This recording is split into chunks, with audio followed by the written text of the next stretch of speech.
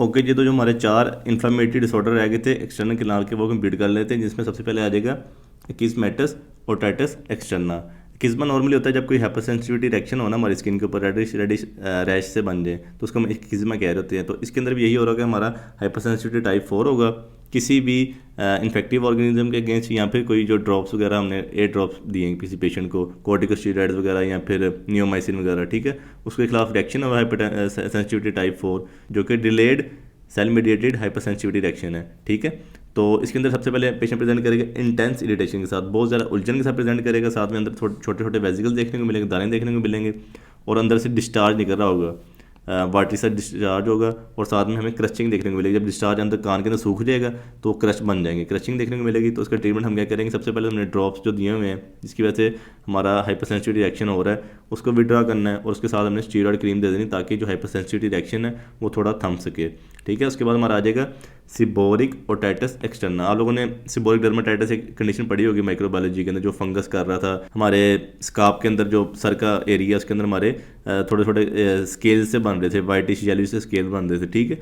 ये वही कंडीशन है, इसका भी एसोसिएशन उसके साथ देखा जाएगा। पहले तो हमें पेशेंट प्रेजेंट करेगा, मतलब जो हिस्ट्री हम लेंगे तो उसके अंदर उसके स्काप का डर्माटाइटिस हुआ होगा, ठीक है, जिसको हम कहेंगे सिबोरिक डर्माटाइटिस है, ठीक है। और साथ में उसके कान के अंदर बहुत ज़्यादा इचिंग हो रही होगी, और साथ में ग्रीजी येलिश स्केल्स देखने को मिलेंगे, वो हमें एक्सटर्नल किनाल के अंदर भी देखने को मिल सकते हैं, लोब्यूल पे भी देखने को मिल सकते हैं, जो कान का लोब्यूल है, या कान के पिन्ना के बैक वाली साइड पे भी देखने को मिल सकते हैं, ठीक है। इसका ट्रीटमेंट क्या होगा, हम अच्छी तरह से एयर टॉयलेट करेंगे, जो सारे स्केल्स वगैरह अच्छी तरीके से रिमूव करेंगे ताकि जो फंगस वगैरह वो निकला है सारा बाहर, और कान को बाहर से और पीछे से अच्छी तरीके से धो लेना है, ठीक है। उसके बाद हमारा आ जाएगा सैलिसाइक्लिक एसिड और साथ सल्फर को दोनों को मिक्स करके क्रीम बनती है, वो देनी है। आपने पढ़ा होगा माइक्रोबायोलॉजी के अंदर कि सैलिसाइक्लिक एसिड बहुत ज़्यादा कारआमद है इसके लिए, सिबोरिक डर्माटाइटिस के लिए, तो ठीक है। कान में डालने के लिए दे देनी है, और साथ में हमने सर में डालने के लिए भी ड्रॉप्स दे देने ताकि मसला मसाइल हल हो जाए। सर वाला मसला हल हो जाएगा तो कान वाला मसला भी हल हो जाएगा।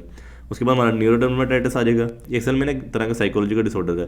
तो आप लोगों ने अक्सर लोग देखे होंगे जो बहुत ज़्यादा स्ट्रेस में जाते हैं तो अपना सर खुजाना शुरू कर देते हैं, सर में खारिश करते हैं, ठीक है।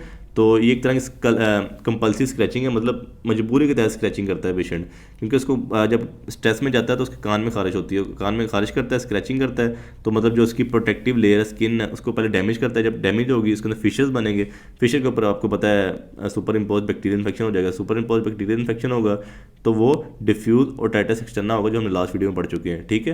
तो पेशेंट पहले प्रेजेंट करेगा, मुझे नॉर्मली थोड़ी बहुत खारिश होती थी तो मैं कान में खारिश करता था, और उसके बाद ये मेरा ज़्यादा ही मसले मसाइल शुरू हो गए हुए हैं। तो आपने सिर्फ पहले हिस्ट्री लेनी कि उस साइकोलॉजी का डिसऑर्डर चल रहा है, जिसको हम कहते होते हैं सिंपैथेटिक सिस्टम बहुत ज़्यादा ओवर एक्टिवेट हो जाता है स्ट्रेस के अंदर, तो उनको मतलब खारिश वगैरह होनी शुरू हो जाती है, तो मजबूरन करते हैं खारिश वो, ठीक है। उसके लिए हमने पहले ट्रीटमेंट करना है कि सिंपैथेटिक साइकोथेरेपी करनी है ताकि उसका सिंपैथेटिक सिस्टम थोड़ा डाउन हो सके। सिंपैथेटिक सिस्टम जब ज़्यादा एक्टिवेट होता है तो हम स्ट्रेस में होते हैं और ये मसले मसाइल आते हैं, ठीक है। और एयर पैक दे देने कान में डालने के लिए, बैंडेज वगैरह दे देने, जब वो एयर पैक वगैरह होंगे तो अपनी उंगली डालेंगे नहीं तो खारिश वगैरह करेंगे नहीं, तो सेकेंडरी बैक्टीरियल इन्फेक्शन होंगे ही नहीं, ठीक है। उसके बाद हमारा आ जाएगा प्राइमरी कोलेस्टियोटोमा ऑफ एक्सटर्नल किनाल। कोलेस्टियोटोमा बहुत ज़्यादा इंपॉर्टेंट टॉपिक है, जो कि मिडल ईयर का कोलेस्टियोटोमा है, और जब हम पढ़ेंगे तब मैं बताऊंगा आप लोगों को। अभी बस इतना समझ लो कि कोलेस्टियोटोमा का मतलब होता है कि अगर कोई स्किन नॉर्मल जगह पे नहीं प्रेजेंट जहाँ पे उसको होना चाहिए तो उसको हम कहते हैं कोलेस्टियोटोमा है। इसका जो मसला मसाला हो रहा होता है ना, उसमें ये होता है कि बोन का इशू जा रहा था, बोन इरोड हुई होती है। बोन नॉर्मली ऐसे बोन होनी चाहिए, बिल्कुल स्ट्रेट बोन होनी चाहिए, इसके ऊपर स्किन होगी, लेकिन इस केस में इरोड हुई होती है। हो सकता है किसी पोस्ट सर्जिकल कोज हो या फिर कोई पोस्ट ट्रॉमेटिक कोज होगी, ट्रॉमा हुआ है, कोई सर्जरी के बाद ऐसा मसला मसाला आ गया कि बोन इरोड हो चुकी है, ठीक है, नेक्रोज हो चुकी है। जब बोन इरोड हो चुकी है तो बोन ने खुद ब खुद ही ऊपर वाली स्किन को अंदर की तरफ खींचना है, ठीक है। स्किन जो नॉर्मली हमारे एपिथेलियल सेल्स आ रहे होंगे वो सारे के सारे अंदर की तरफ जाएंगे, तो एक तरह का पाउच बन जाएगा। जो ये पाउच बनेगा ना, इसको हम कोलेस्टियोमा कह रहे होंगे, ठीक है। बोन ने खींचा है एपिथेलियल सेल्स को, जो ऊपर वाले स्क्वेमस एपिथेलियम है ना एक्सटर्नल कैनाल का, उसको अपनी तरफ खींच लिया, एक पाउच बन गया। आपको पता है ये अब एक तरह की एबनॉर्मल प्लेस है, इसके अंदर हमारे इन्फेक्शन हो सकते हैं। इन्फेक्शन हो गए तो प्रूलेंट ओटोरिया होगा, मतलब प्रूलेंट डिस्चार्ज निकलेगा कान से, पेन होगी बहुत ज़्यादा, लेकिन टिम्पैनिक मेम्ब्रेन बिल्कुल ठीक होगी, ठीक है। और हमें साथ में सिक्वेस्ट्रेड बोन, टूटे फूटे बोन के टुकड़े देखने को मिल रहे होंगे, और साथ में ग्रैनुलेशन टिश्यू भी देखने को मिल रहा है। इन्फ्लेमेशन चल रही है ना, ग्रैनुलेशन टिश्यू प्रेजेंट हो गया जिसमें जॉइंट सेल्स आ जाते हैं, एपिथेलियल सेल्स वगैरह, ठीक है। तो फिर इसको हमने हिस्टोलॉजिकल एग्जामिनेशन भी करनी है, हमने डिफरेंशिएट भी तो करना है ना। आपने एक डिसऑर्डर लास्ट वीडियो में पढ़ा जिसमें मैंने कहा था कि नेक्रोटाइजिंग ओटाइटिस एक्सटर्ना था, ठीक है। उसके अंदर भी ऐसे ही हो रहा होता है कि ग्रेनुलेशन टिश्यू बन रहा होता है और बोन की नेक्रोसिस वगैरह हो रही होती है। तो उनसे डिफ्रेंशिएट करना है, कार्सिनोमा से डिफ्रेंशिएट करना है, तो हिस्टोलॉजिकल एग्जामिनेशन भी इसका करना पड़ेगा। ट्रीटमेंट इसका सिंपल है कि जो बोन डिफेक्टिव है उसको बोन को निकालो, जो ऊपर कोलेस्टोमा बना हुआ है इसको निकालो और अच्छे तरीके से साफ़ करके तो ऊपर कोई फेशियल फ्लैप लगा के तो अपना मसला मसाइल हल कर लो, रास्ता साफ़ कर लो।